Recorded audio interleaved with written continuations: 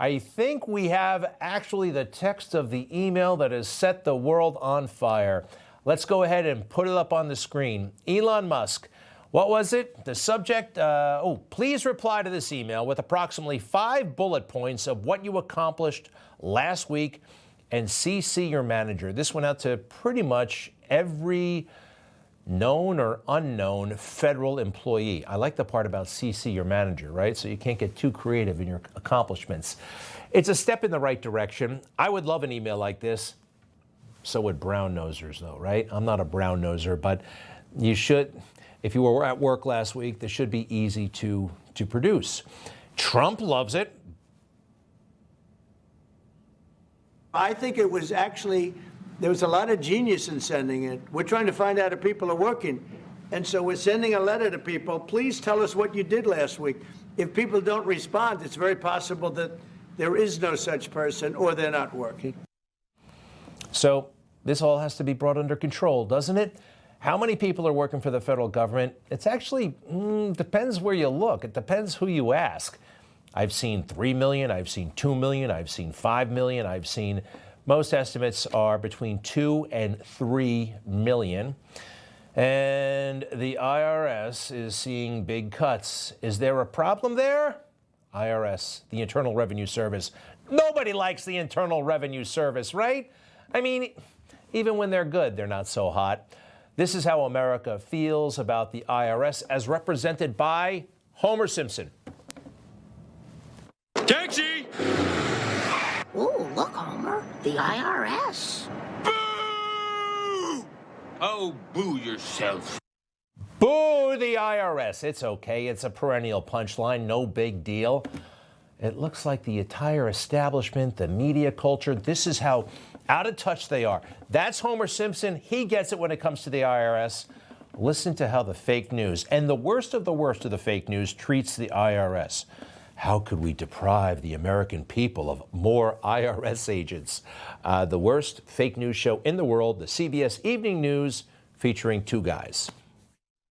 From CBS News headquarters in New York, this is the CBS Evening News. Good evening, I'm John Dickerson. I'm Maurice Dubois. The cuts keep coming. Now President Trump is eliminating more than 6,700 jobs at the Internal Revenue Service. Ooh, and they think that's a terrible thing. How could that possibly happen? America loves it. America loves it. They're so out of touch. Next, please.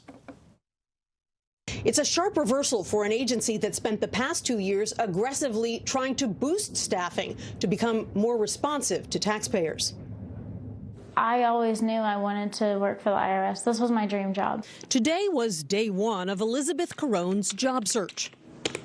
The 22-year-old from New Orleans was let go yesterday after just 6 months at the IRS, where she worked as an auditor on high-income tax returns. We were already really needing more employees to handle the cases that we already had. How do you know? You're in 8th grade and you've only been there 6 months. A couple of fascinating things in this little piece. The reporter, did you catch what she said about the IRS? Something along the lines of boost staffing to become more responsive to taxpayers. Yes, that's what it's all about. So they can get involved in low-dollar transactions, $600 Venmo payments. They've been all over that. And what did that 8th grade person say about to work for the IRS? This was my dream job. You got to wonder. You got to wonder, right? Nobody sits around dreaming about working at the IRS. It's a fine place. You can wind up there, but you don't sit around and dream about it. I'm glad these jobs are going away.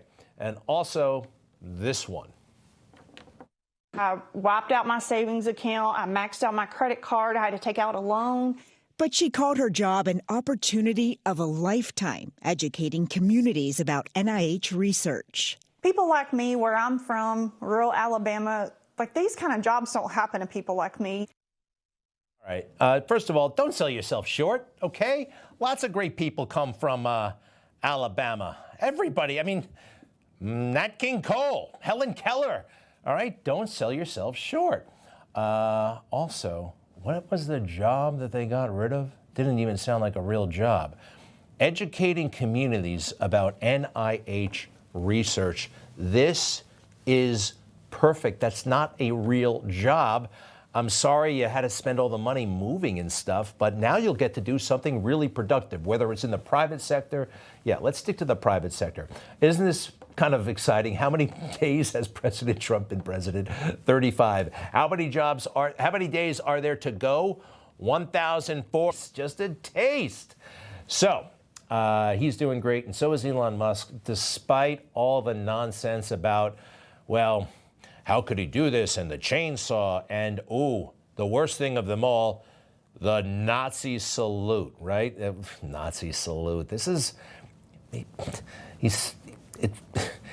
how people say hi. It doesn't mean anything. As you can see the gesture there on screen, to the neo-Nazis, to the far-right communities online that Musk engages a lot with, it was very clear what that salute was. They very clearly viewed it as a signal to them. A lot of historians of fascism have come out and said, now, this is a Nazi salute, there's no doubt about it, and some American Nazis have embraced it. That was a Nazi salute, and he didn't just do it one time. He did it twice for emphasis. He did it twice for emphasis as a dog signal to all the Nazis. What Nazis? Are we going to get on Cam Newton's case? Anybody remember that? The dab, the nab, whatever he was doing, right? That was cool.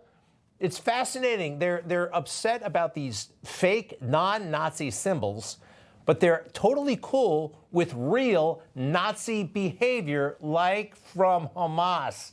Those barbarians and what they've been doing to children, little babies, and then celebrating the funeral, the transfer, whatever the hell it is, having somebody, just like the Nazis, they had dastardly deeds, and they glorify it, just like these guys are trying to glorify it. Remember, a 9-month-old baby, Kafir Bibis, right? One of the bodies that was handed over.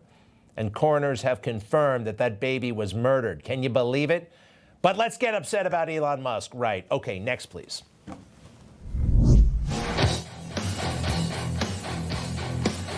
Yeah. Folks, sometimes I felt a little bit lonely trying to tell everybody about this guy. I am so glad people were listening. Maybe the right people were listening, or maybe they knew and had his number all along. But CQ Brown is gone, and it's such a well-deserved termination. And it wasn't for Jim Clyburn. That guy's done a lot of damage to America. The South Carolina congressman, wow, helped give us Joe Biden, and always playing the race card and playing it from the bottom of the deck. Because of his skin color, he has been declared DEI or woke. Is that why you think the president has let him go, because he's black? That's what I think. Right. The president let him go because he's black. It really is a disgusting thing. This man is a sitting member of Congress, and he's been there for decades. And he hasn't looked at what CQ Brown apparently has done. Maybe he can't see past race, but I can, you can, Americans can. And this guy was begging to be terminated, begging for it. He never thought Trump would come back. And when he did, uh-oh. I asked America's top general about this video that made headlines where he spoke passionately right after the death of George Floyd. What made you do that? Our youngest son, on a Sunday, called my wife and I, and he was really struggling with the death of George Floyd. And it bothered me as well. And our son asked me, Dad, what is Pacific Air Forces going to say? And at the time, I'm the commander of Pacific Air Forces. And so what he was really asking me, Dad, what are you going to say? Had no intent for it to go as broad as it did, but I'm glad it did. I think it gave a voice to many because they were feeling much of the same. And I'm glad I was able to do it. Well, Pacific Air Forces and CQ Brown should have stayed the hell out of it because he had no business weighing in on what turned out to be a fake story. And all that rage about America he was carrying around, I don't care if it spoke to some airmen. You lead the airmen. You don't cater to them. There's a difference. This was a bad video. I've already played a million clips from this, so I'm going to skip it for now. But I found something else. This one. All of us have to seek out those diverse candidates to bring them in. That's what we're trying to do in the Air Force is You almost got to purposely manage some of this. You just can't let it. If you do it by happenstance, we won't change. We got to be actually involved as leaders from all backgrounds to ensure we have it. And it really makes for a better organization. I mean, I get so much out of I purposely build my office, my front office, my team with diverse. And I hire for diversity.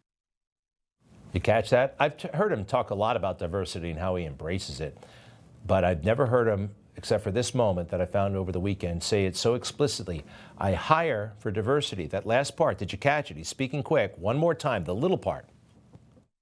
I purposely build my office, my front office, my team with diverse. And I hire for diversity. White people need not apply. What does that mean? Or only, a token white? Everybody else? This is so antithetical to the military, to the uniform. Good riddance. He deserves to be gone. Oh, and the other thing is this. I don't like Joe Biden, but when Joe Biden fell at the Air Force Academy, you would think that his chief military aide would snap to it and see if he could help. The other officers come too, right? They're trying to help him off the ground. What's going on here, Mr. President? Can we help? There's CQ Brown sitting on his rear end. Can you see him back there? You kind of see him all the way back there. Yeah, there he is. Just kind of has a grin on his face. Maybe he got that idea that he's somehow more important than presidents. I hear that kind of is a thing in the swamp. Presidents come and go, but we stay. That's changing right now. And if you have any issues with it, just look in the Constitution. And for all the talk about this being unprecedented that Donald Trump should have done this, it's happened a million times. Presidents fire generals, Civil War. Lincoln was firing generals left and right. MacArthur got fired, of course. Let's see here. That situation, I'm unfamiliar with. Oh, yeah, Obama fired a couple of generals, including Stanley McChrystal. Told him to get lost, and no one had a problem with it. Obama fired one general without even giving him a phone call, without even giving him a heads up. So America's fine with this. Constitutional scholars should be fine with this. The military-industrial complex and the media and the left, they're kind of freaked out by it. There's George Casey, former four-star general, one of the worst generals, actually, out there. He had a big role in botching Iraq, the occupation and all that stuff. And now he's troubled. He's troubled about what happened to General CQ Brown. That's extremely destabilizing at a time that's a lot going on domestically and a lot going on abroad. When you remove so many senior leaders, especially without justifying and giving due cause, it creates huge uncertainty in the ranks. And it just isn't a good thing for the military at a very difficult time. Destabilizing how? It happened on a Friday night, it's Monday, everything's fine. It doesn't work that way in the military.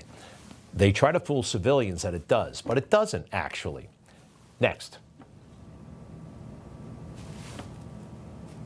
Talk about what this does to the morale of the younger officers or the younger enlisted folks. As I said, it creates uncertainty in the ranks. And I've talked to a few people over the last couple of days, and can you imagine if you're a young officer and you're looking up and saying, why did these people get removed? Because you don't want to do what they did.